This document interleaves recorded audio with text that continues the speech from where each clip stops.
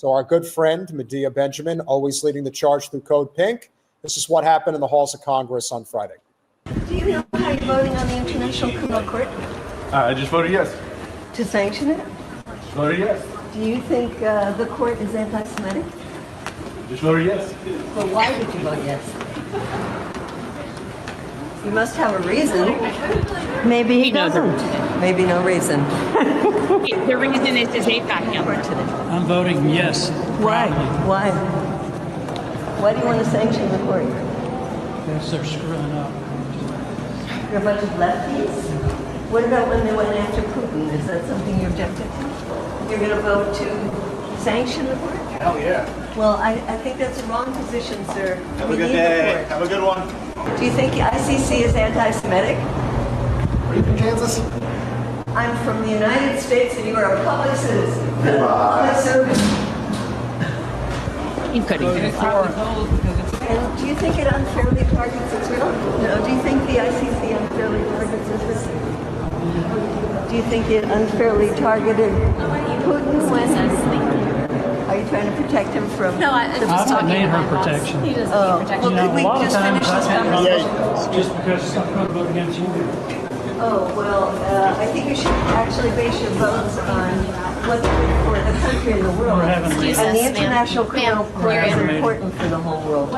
Yeah. Excuse me, Congressman. Yeah, not today. How did you vote on the ICC? How did you vote on the ICC? I voted in favor of it. Do you think it unfairly targets Israel? Yes, ma'am, that is correct. Do you think it was unfair in targeting Putin? How did you vote for the ICC? Did you just vote on that? I did. How did you vote? I voted yes. Why do you want to sanction the ICC? No, we've talked before. No, I don't know why. We've never talked about it before. Yeah, but this particular one, what's your reasoning for wanting to sanction? Because I think they're in the wrong. Also, I am late for a meeting. Do you think We're always late for a meeting. They're always late.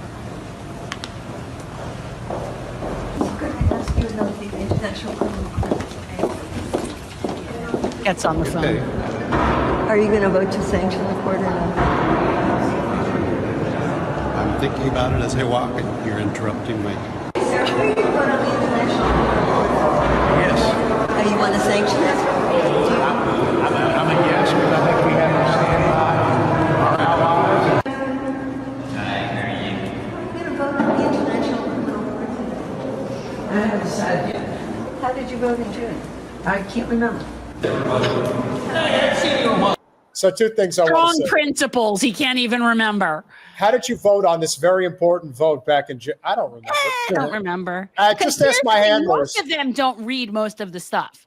No, that's true. That was one of the things. Most people don't realize that Congress people, most of these representatives, they don't even read the stuff that they're voting on. No. They don't. And there are a few that do, but most of them don't. And that should be problematic. And I remembered this back from, I told you, I read the Patriot Act. I read it. It was brutal, but I read it. And I remember back then that it was freaking me out that they were all signing it and none of them had read it. And that was upsetting. So that was a lesson then. But yeah, these people don't read their legislation. No, and when a guy says we have to protect our allies, well, listen, buddy, pretty soon Israel is the only ally you're going to have. Well, I don't think that they're not an ally. They are us. They are. They're us. It's not. Yeah. They're no. That's the thing. When people, at this point, it is honestly just so blatant to me that they are just us. It is. They are no. They are not separate from us. They are us. I agree. And to sit here and because it is clearly different than any other country. They are. We'll finish it up. Yes, how are you going to vote on the International Criminal Court? We need the World Court to function.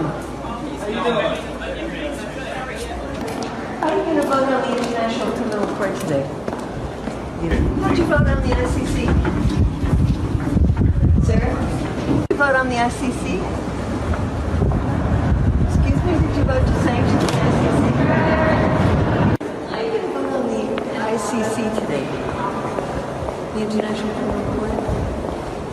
Asking people how they were going to vote on the International Criminal Court, whether they were going to vote to sanction it or not. Unfortunately, many Congress people didn't even want to talk to us.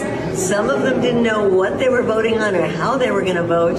And some of them were just, yeah, I'm going to vote to sanction the international body that is so important for trying to uphold the rule of law, unfortunately. All right, I got to talk about this. I don't expect them to read these 1,200-page bills. That's why they have staff. That's true. That is true. They do have staff, and they do have people to read it and break it down. I would suggest that they don't even read the summaries that are presented to them by their staff. I would suggest that they don't even read the synopsis, if you will. I would suggest that a lot of them don't even know what the topic is that they're voting on. So while no, I wouldn't expect everybody to read every page of every bill, I do expect them to understand the gist of it, to know what it is they're voting for, to understand which parties are for it and why, and which people are against it and why, and to have a very good understanding of what it is that will happen from enacting that legislation. No, I don't expect every detail to be read, but I would, because that's me.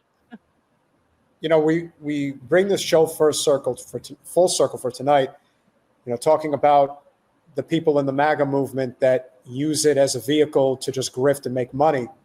But give Candace Owens credit, because she continues to espouse the same message. She has been relentless about what Israel is doing, how it's dragging the United States straight to hell. And I believe this was at an event that she was at over the weekend. This, again, crystallizes, I think, how a lot of us are feeling. And kudos to her for using her substantially large platform in order to do it. Is a faith. Israel is a state, and it is not above critique. And that what Bibi Netanyahu has done to the Palestinians since October 7th is a Holocaust. It is a Holocaust that is being committed on Palestinian children and women. And I'm not going to quiet my perspective on that, to kowtow to whatever the prevailing narrative is at the New York Post. The larger discussion that's happening right now is whether or not having survived a Holocaust gives you the permission to commit a Holocaust. And for whatever reason, people have been, what I would say, milking the Holocaust narrative and essentially saying, like, we lived through this and we survived this, and so now nobody can say that anything we do is wrong. And that's the big issue today, is that we have so many people that will not recognize that it is totally feasible that a Jewish person, and I'm speaking here about Bibi Netanyahu, could do something as horrific as what was done to the Jews throughout World War II or throughout history. Yeah, she's not wrong. Yeah. I mean, the thing about her that's decent in this is that she's definitely reaching an audience that would otherwise not be reached with that kind of perspective.